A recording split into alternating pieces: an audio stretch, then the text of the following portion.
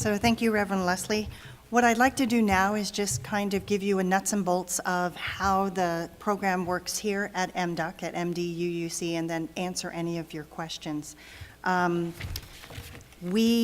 program itself, as we said, is a project of the Contra Costa County Interfaith Council's Social Justice Alliance. It is a nonprofit organization that has a few paid staff members, and it is their job to interview the families, to select them, to come up with a contract. If the parents actually enter into a contract with them, working towards stable housing. If there are issues, they enter into a contract about how they can mitigate those issues. They are put into the project puts them into contact with services, helps them in any way they can. There is a day oasis center or a day shelter center called the Oasis in Antioch. So the families that the parents are not working, they will go there during the day, and they have access to laundry and showers. And also they have pro bono social workers, they have other services that they're helped with there. One of the changes to the program that Leslie alluded to is it also used to be that in the past, these were families where the parents had lost their jobs, and so they were actually looking for jobs, and that was a major reason why they had lost their housing, is that they had lost jobs. A very big change in the program in the last couple of years, and true to this year, is that most of the family adults are working. So they are working, and they are struggling with housing. So again, it is a change, it's a shift. But if they're not working, they go to the Oasis during the day. The children go to their schools. One of the most wonderful thing about this program is the Winter Nights group staff has a van, and they will take the children to their school so that part of their life is not disrupted. They have continuity of their schooling, which is really wonderful. During the stays at the different faith congregations, they have tutors. They have traveling tutors that work there. Now, this is voluntary, but they work with the Winter Nights program, and they follow the kids from church to church to church. And they give the kids the attention they may need. They keep apprised of what their projects are, and so we actually see the grade point average of these children just, go straight up, because you can imagine the struggle of going to school when you are living in a car. So it's very beneficial. This is a wonderful holistic program that I'm just really committed to. Again, the paid staff, they develop the framework. They are the ones that are in charge. If there are any questions, if there is anything we're uncomfortable about, we don't know, we go to the paid staff. Our job is to support the Winter Nights paid staff. So, and we open as Leslie said, we open our congregation and we provide the volunteers to help that happen, but we don't make the decisions or mediate anything. If there's anything you see that you're uncomfortable with, you can either go to the site supervisor, the MDUUC site supervisor, or to the paid staff, and they know what to do. They know these families, they know the agreements. So it takes really sometimes volunteers are a little nervous about, well, what if I don't know what to do? There's always someone you can ask. And as Leslie said, it is occasionally, there will be interactions with the guests that maybe are a little tense, or maybe they're short. Don't take it personally. They're under a lot of stress. Our job is to be warm, empathetic, open our home here, and make them as comfortable as possible. But our job is not to solve any problems, because that's really beyond us. What we can do is provide the safe place, the warm housing, the delicious meals, and the attention that we can give. We did get the census I got this yesterday, so currently, and this can change, though as Leslie said, it's not changing as fast as we'd like. Currently, we have 7 families that we expect in the next week to come, about 29 individual family members. There are 12 adults, 8 moms, 3 dads, 1 female adult teenager, 19, 17 children total, 9 boys, of which there's a 1-year-old, 2-year-old, 2-year-old, 5-year-old, 6-year-old, 10-year-old, 11-year-old, 12-year-old, and 14-year-old. Girls, we have a 1.5-year-old, a 3-year-old, 6-year-old, 7-year-old, 9-year-old, 11, 12, and 15. So there's quite a span. It's a lot of fun with the little ones, I tell you. Get those little ones running around, they're a blast. There are 5 working adults, and we're going to have the framework of the program is the same from church to church. And my first year I thought, boy, this feels so regimented. This feels like, they're in the military. It's like you will be here at 5:30 and you will eat your dinner at 6:30 and lights will start dimming at 8. But then what I realized later is when your life is so chaotic, that structure is comforting. And it helps that while the scenery around you is changing, that structure stays the same. This is true for every church they stay at. And so winter nights, a regular winter nights day during the week is, as I said, the kids go to school, the adults go to work or to the Oasis. The kids get out of school and they're taken to the Oasis, which is that day shelter in Antioch. They do have access again to showers and laundry there.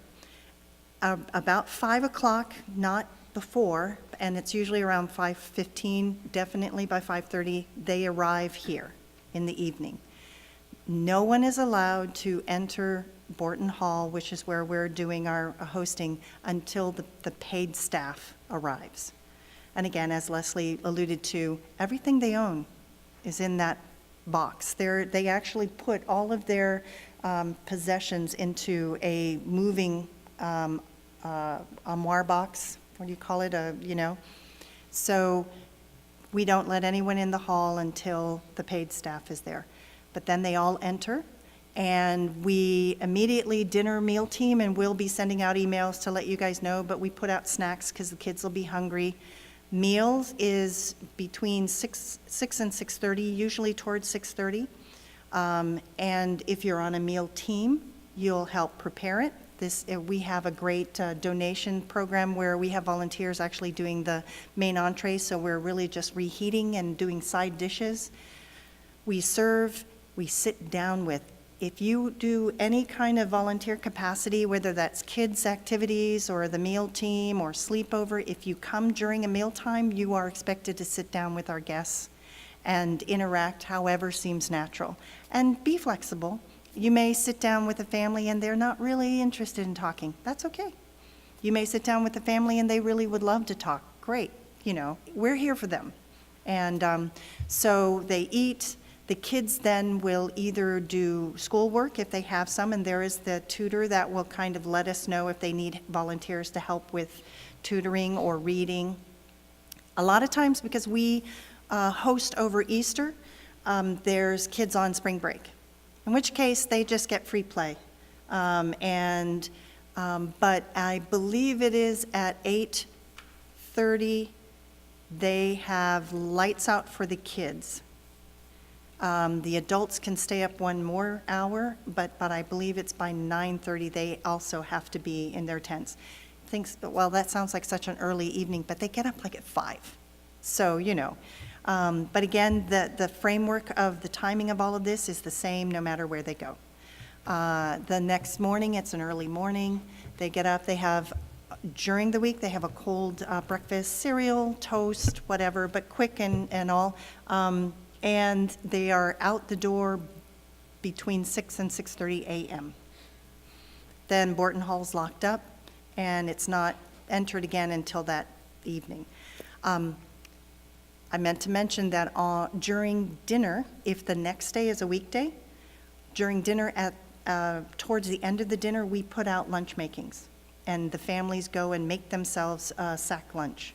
And the kids get juice boxes, and, you know, they can make whatever they want. And we usually have cold cuts and cheese and peanut butter and jelly, whatever. So we do provide their breakfast, their lunch, and their dinners. On the weekends, they're actually here the whole time. And so we just have very low-key activities for the kids. A lot of times the families will check out over the weekend. If they have friends or family that they can go to for the weekend, that's preferable for them. We get a count of how many kids are going to be here that Friday, or usually I think it's Thursday night, but definitely by Friday we know. It is not uncommon that the count of kids will drop to half or less, but we've had a year where nobody went away. So I think the biggest thing for my volunteers that I would say is our watchword is always flexibility. You may come and expect a ton of kids and have all sorts of great ideas of what you're going to do, and there's 2, and they want to watch TV. We're flexible. You know, we're here to make their stay here as comfortable and pleasant as possible. And so we just need to know that and not to feel like bummed out that we didn't get to do whatever it was we wanted to do. It has been the rule, though, the weekends tend to be pretty quiet and not to have as many kids. But during the weekdays, it's the full complement. Sunday nights they return. If they've checked out, Sunday nights they return. So Sunday evening is a busy evening normally. We provide volunteers to do our meals, to do the kids' activities. We have something called a daily cleanup, and that is where we just make sure the bathrooms are clean and we restock. There are volunteer opportunities that happen during the family stay. We have volunteer opportunities that can happen outside that, like the daily cleanup can happen during the day anytime before they arrive again that evening. As long as it's during office hours, someone can let you in to clean the bathrooms or to restock the bathrooms, things like that. We have a volunteer activity or task called sleepover. What we will do is, while there will always be a paid winter night staff, professional staff on site, if the families are here, there is always a paid staff member here. Even during the night, there is a paid winter night staff member that stays awake. So there's a table we set out and they just sit there quietly, and so we're just supporting, but we will have sleepover volunteers, and what the sleepover volunteers do from the MDUUC side is, if something were to happen, and it rarely does, but occasionally someone can get sick. So I think there was one time that at a church, someone felt ill, they needed to be taken to the hospital. All of that's handled by the paid staff. But they needed to wake up the sleepover to say, you know, this is happening. I'm going to be taking this person to wherever, Kaiser, wherever. There is another paid staff on the way, but we need someone just to be awake in that interim. And then I would just ask the paid staff the sleepover volunteer, they call me so I know what's going on. But other than being potentially awoken in the middle of the night, to just stand firm until the next paid staff comes, which, you know, would be a short period of time. Sleepover's great. You know, I do it a lot. It's a really nice thing. You come the evening before around, you could come early if you want, but, you know, by 8 or 8:30. And then I tend to sleep in the sanctuary, so I can say I slept in church all the time, you know. We have a redwood room that sleepover volunteers can sleep in. The program, the families sleep in tents. They are given fold-out futons, and they have linens and towels, et cetera, that the program gives them. If you're a sleepover volunteer, you bring your own bedding, but you can use some of the little futons if you want, or if you have a blow-up mattress or something, you can feel free to bring it. It's a pretty low-key volunteer activity. We have an MDUUC site supervisor that is there in the evening from 5 to the time the sleepover people check in. And that site supervisor is just someone who understands the overall program and if there are any issues. Sometimes volunteers aren't comfortable talking to someone they don't know. So there's always someone from MDUUC that you can talk to. So an example would be, as Leslie pointed out, these parents are under a lot of stress, and I know that there was a year where there was one mother that was kind of yelling at her little one, and there was a volunteer that that really bothered her. I mean, and so she came to the MDUUC site supervisor just to say, I don't think that's appropriate. And then we went to the paid staff just to say, we need you to know that one of the volunteers is a little concerned about whatever. But again, the paid staff then went and counseled the parent. It's not for us to do that.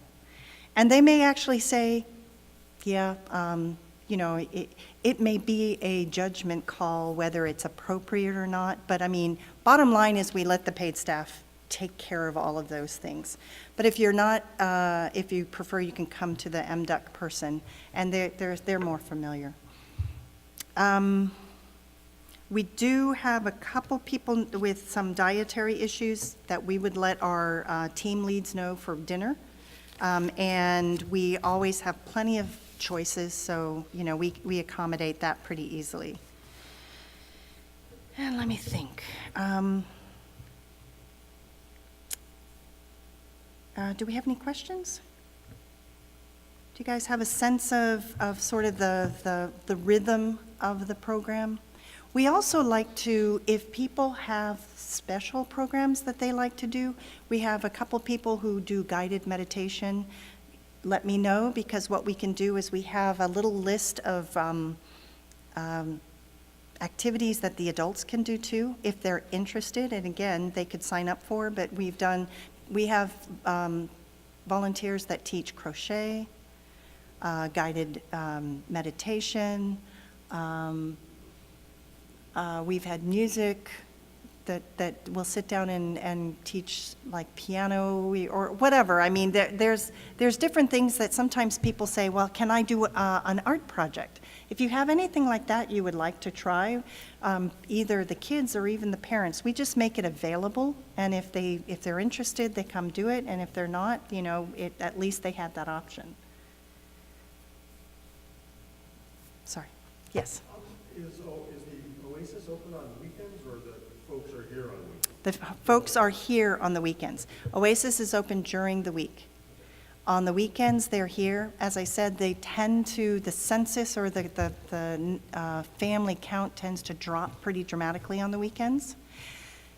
I think it was last year, there was one Saturday, I didn't get anybody signed up. Actually, that's not true. One person signed up, a volunteer.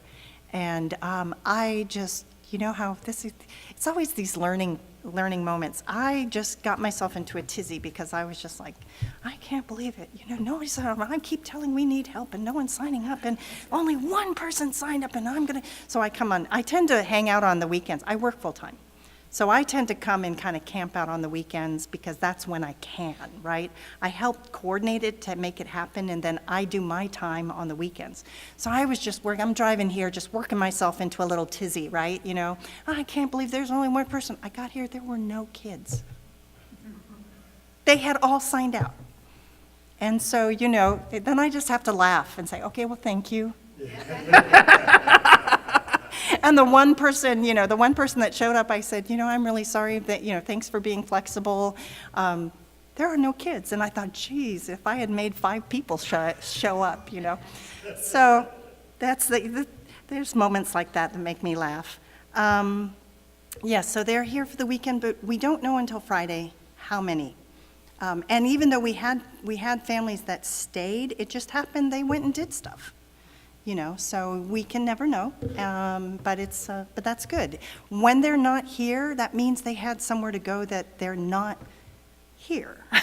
So even though this is beautiful and we love for them to be here and we want to be there to be volunteers and help them, it's good that they have somewhere else to go. Any other questions? One more. Yeah. What's the transportation to the kids take the van? A lot of the families will have cars, not all, and those that do not, they come in the van. So the transportation is always handled or managed by the staff. Is that true of the rides to Oasis as well? Yes. Yep. Yep. So again, the nice part about hosting is we really just have to think about our providing what we have here.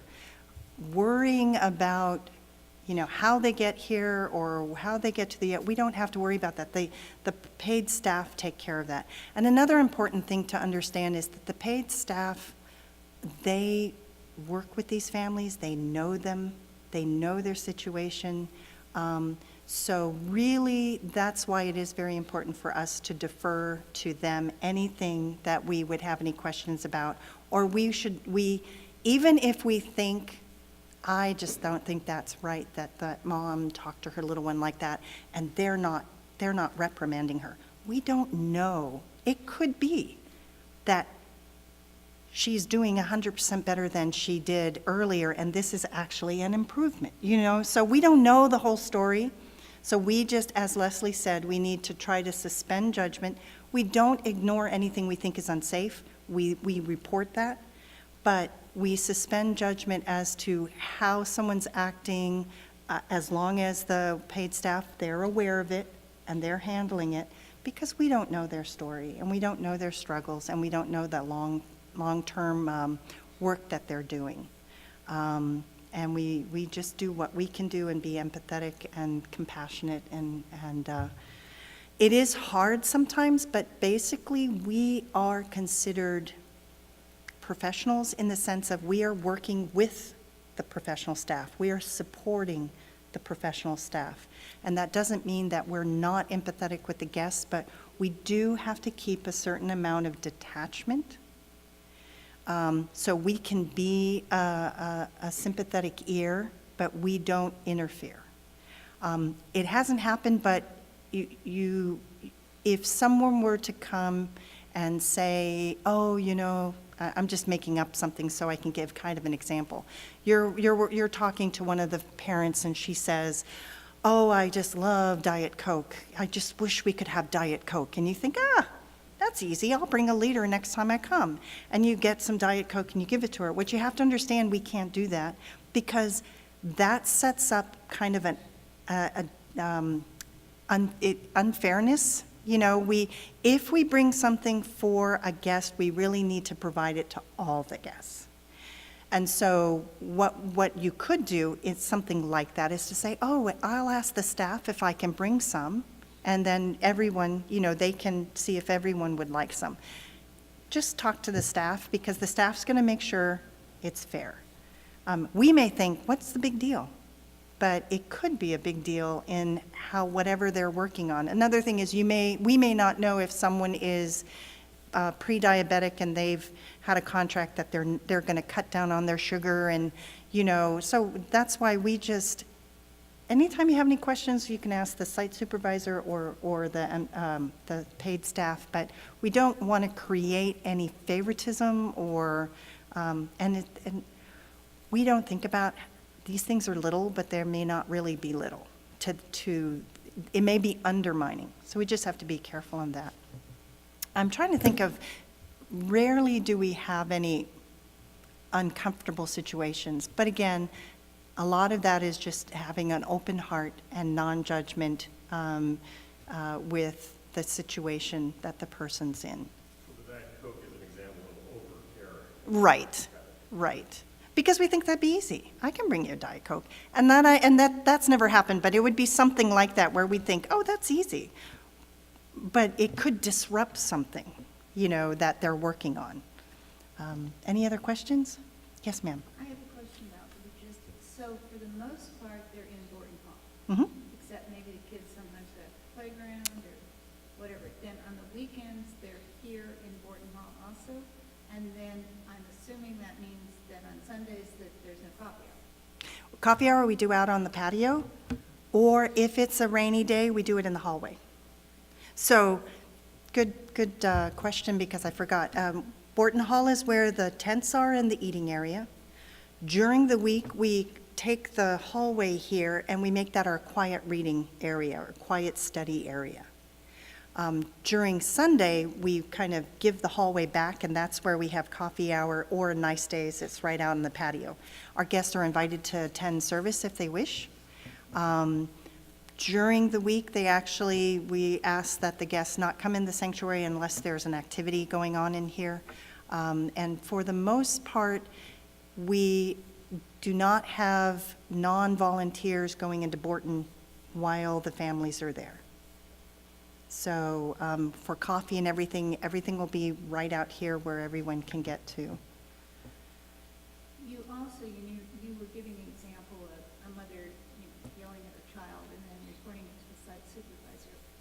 This is where I'm getting confused with the logistics. Would the site supervisor not be in Borton Hall? No, the site supervisor and the winter night staff would be in Borton Hall, but you might be on the playground. Now, there is a rule that everyone should know. We never take, if the kids are going to be outside of Borton for an activity, or like in Borton, we have that patio right there, that's fine, that's right there.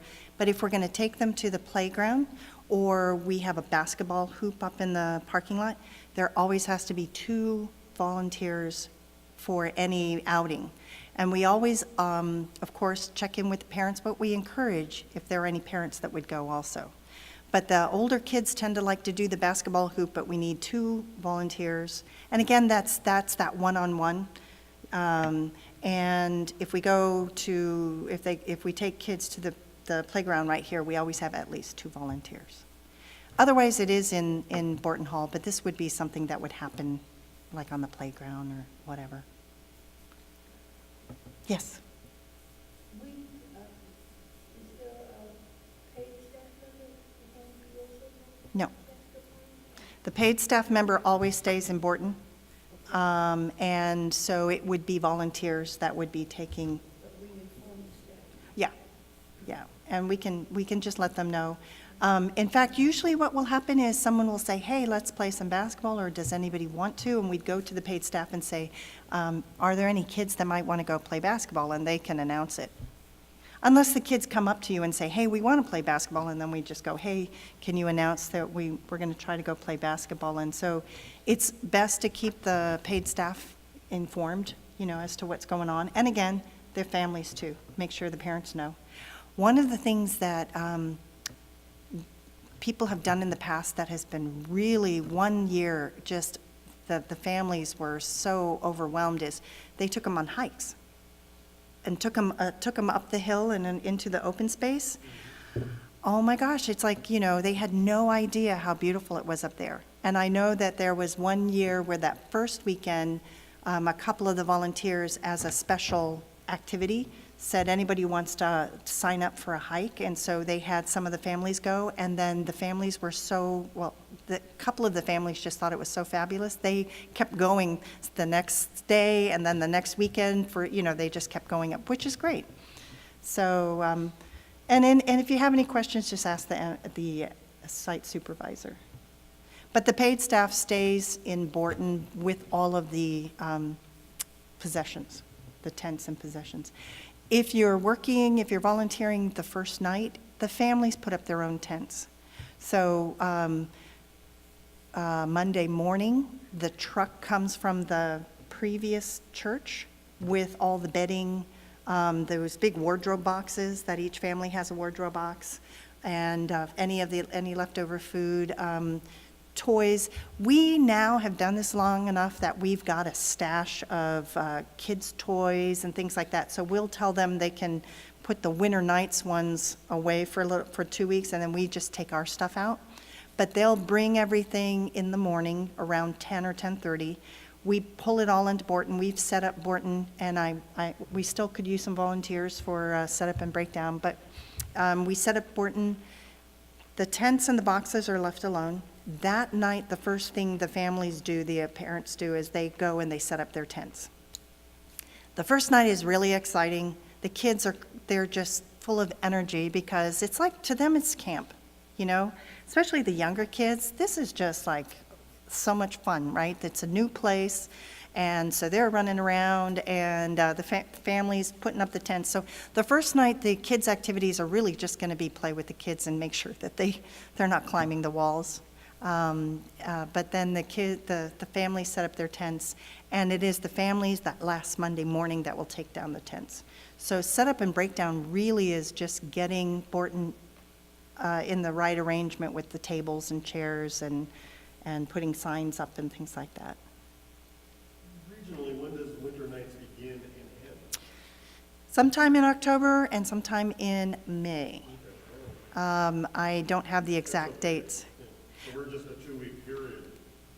Right. And there are other faith congregations that do, it's 2 week, 2 week, 2 week. My understanding is when Winter Nights began in 9 or 10 years ago, their intention was to purchase a building. And they, as a stopgap measure, had it where congregations volunteered their space. Well, then they found that that was so successful and economical that they've just continued that paradigm. One of the things I would like to do is, and there's a couple people from outside the church, even though this project is put on by the Interfaith Council of Contra Costa County, it tends to be like a silo, like every church who hosts, that church hosts. I would really love to have more crossing over and volunteers from other faith communities coming so we can meet each other and work in a common good. So we have been opening up our volunteering to outside community, as long as you're oriented and a pass, get cleared. You're welcome to help us volunteer because we'd like to meet other people and other churches and and invite people in, and the whole paradigm about we don't have to believe alike to love alike. So I think that's what's powerful, is we're working together towards the betterment of our community. Are the families from all over Contra Costa County? Yes, my understanding, it's all over Contra Costa County. And I know that there is an interview process, and as I said, they actually enter into a contract that there's clearly defined expectations for the parents. There is a very sad occurrence, and it happens, and it has happened in the past on our host, and that is occasionally there's a parent who cannot fulfill what they have said they will do. So maybe there's a behavior, maybe there's an addiction or something that has been agreed is an issue that they've pledged to work on, and they just can't not do whatever, or they fail to do whatever they've pledged, and they are released from the program. And that is the saddest thing, because we see the kids, and it's not the kids' fault. And I talked to the shelter manager after one such family was released a couple years ago, and it was very upsetting, because we had tutored the kids, and and then just to see the parent could not do what they needed to do, and had been, it's not like a one-time thing, they had been warned and worked with and warned and worked with, and there's a point in time where you say it's like that tough love, right? And I said, wow, how hard is that as the shelter manager? Because you see that more than just this one time that we see it. How do you deal with it? And the shelter manager said, the thing that keeps him going is there is a line of other families waiting. And maybe that next family coming in, that parent is going to be able to do what they need to do and be successful. So, we can only do what we can do. But that, you might see that happen. But for the most part, these are screened, and these are very diligent people that are really trying. So when I have people tell me, or intimate that the homeless people just don't care, or they're lazy, or who are you talking about? Because this is where you meet people that are no different than you and I. and it's the circumstance that's different. And we could all be there. It wouldn't take a lot in this economy. So, again, I think that it is important we do what we can do and keep working for a better and just world. So when you said that the kids go to their schools, do they go to different schools all over the county? They do. They may. It depends on the kids. But wherever the child was attending, they get to continue to attend wherever it is in Contra Costa. So, Wherever they were attending before they became homeless? yes. Yeah. Yeah. So, That van must go all over. yeah. Yeah, I think so. They do. But that's, that at least, that's a continuity that the child gets that they wouldn't. And the attention and the quiet time they get here with their studies. So we hope to make a difference in the whole family's lives. And I told a story once, and it was kind of interesting how when you do stuff like this, there are these memories that get triggered. And I remember when I was little, I think I was probably 5 or 6, I had some kind of an infection, and I ended up in the hospital in isolation. Well, I'm a one of 7 kids. I had never slept alone in my life. I always had my sisters in the room with me. So I was in isolation for a couple days, and I was thinking back on it, and I don't remember much about it, though I know I had to have been very scared. But the funny thing is, what I remember is that there was this one dinner they brought that was this stroganoff stuff on rice, and it was delicious. It was just like the best stuff. I remember when I came home, I told my mom, could you figure out how to make that? Because it was so good. That's what I remember. And I think back and I'm like, I must have been uncomfortable and I must have been frightened yet I remember that stroganoff.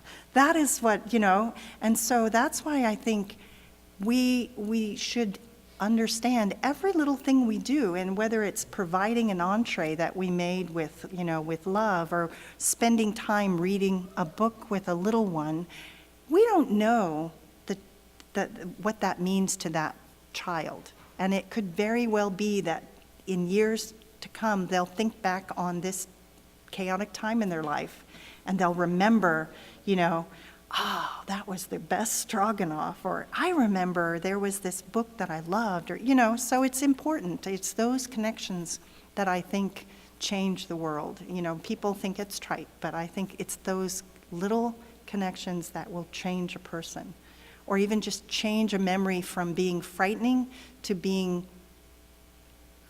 it was an interesting time. Not it was a horrible time, so that's what I feel.